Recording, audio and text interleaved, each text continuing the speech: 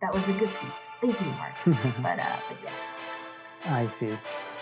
You started with a lot of tough experiences 10 years ago, and then you come out of it, you become an established writer. But now you're struggling with new things. And the article that I'm talking about, nowhere close to the struggles you have seen 10 years ago. But the one article that I'm talking about is called Getting Better Conundrum.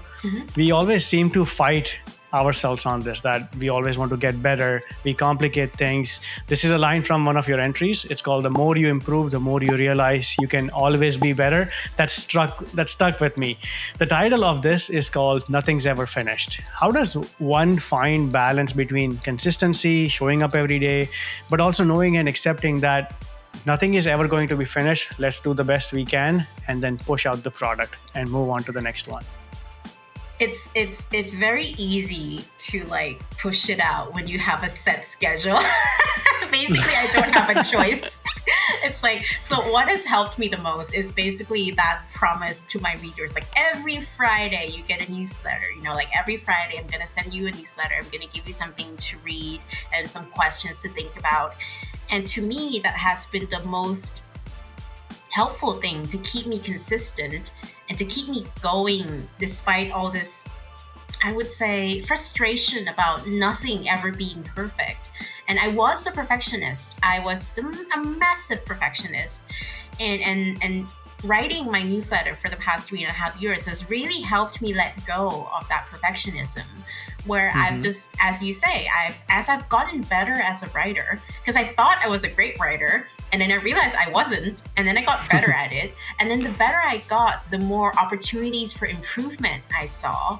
And no matter how many drafts you write of something, if you write another draft, it's going to be better, right? You're going to find a word that's redundant, or you're going to realize, oh, you phrased this in a clunky way. You're going to rephrase it, or there's a better way to state the central idea. No matter how good draft 9 is, draft 10 is always going to be better. So yeah. A lot of writing this past year has been coming to terms with, yes, it'll always get better, but Friday is approaching, so I just need to call it. It's like I just need to call it in. And so the arbitrary call it point that I've set for myself is 4 drafts maximum. So I will not go beyond 4 drafts. I'm actually considering going down to 3 because I'm having difficulty putting aside enough time to make 4 drafts. So this is something that I'm considering because right now I'm about to go on a 3-week newsletter break so I can enjoy Christmas holiday with my partner. But when I come back, I'm considering if I should go down to 3 drafts and accept that that's a good enough product to send out into the world. Okay, so if you want to stay consistent but also push out products, I think what you're saying is set certain levels of rules for yourself. Yes.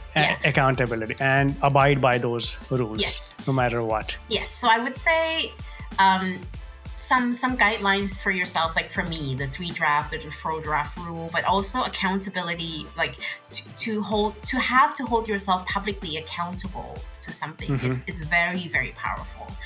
And it's just that in that voice inside of me is like every Friday, unless if it's a break, every Friday there must be something.